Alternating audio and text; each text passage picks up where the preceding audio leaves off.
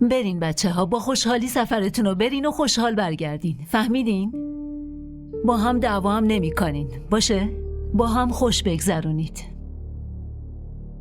خب دیگه برید. آفرین. برین.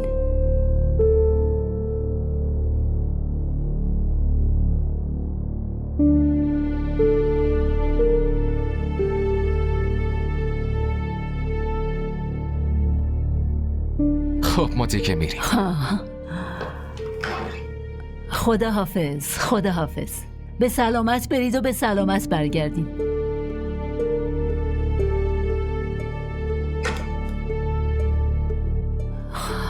خدا رو شکر.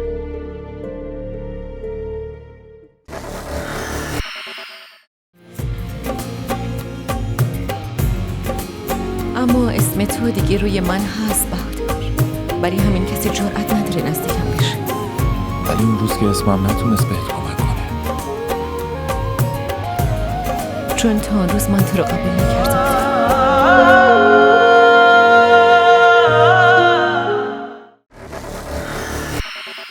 تارا جان، ببینم بین تو و فرهان مشکلی پیش اومده؟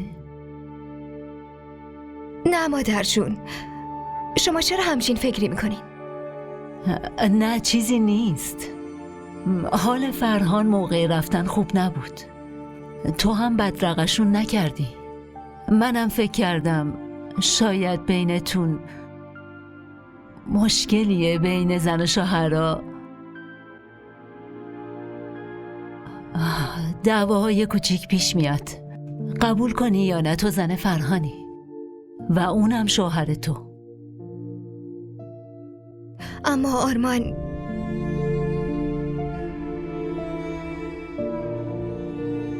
آرمان پسرم بود، بیشتر از یه مادر. کی غم نبوده فرزندو میفهمه. اما ببین دخترم، من دارم زندگی میکنم. نه، با رفتن آرمان من فرهانو فراموش نکردم. تارا جان، تو هم باید با این غم زندگی کنی عزیزم. به خاطر غم آرمان تارا دخترم، من بهت نمیگم که آرمانو فراموش کنی، اما اینو میگم که توی زندگیت خاطرات جدید بسازی. خاطرات فرهان، ارسلان و تو. برای تعریف کردن به پسرت باید یه سری خاطرات و یه سری حرفا داشته باشی.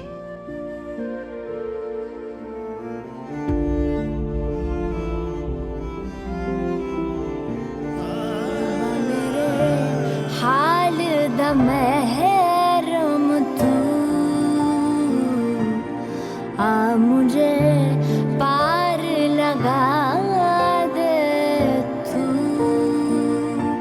ओ रब्बा मेरे हाल दा महरों तू,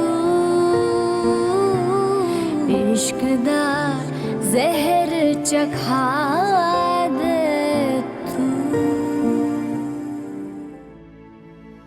برای تو هدیه من هیچ ارزشی نداره.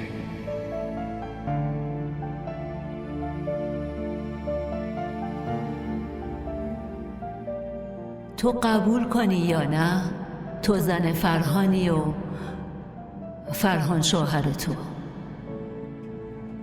تارا دخترم، من بهت نمیگم که آرمانو فراموش کنی، اما حتما اینو میگم که توی زندگیت خاطرات جدید بسازی.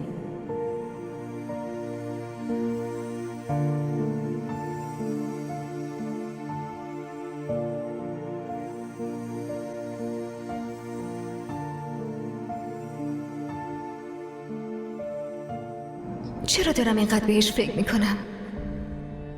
اون فقط شوهر زنداداش زرینه، فقط شوهر زنداداش زرین.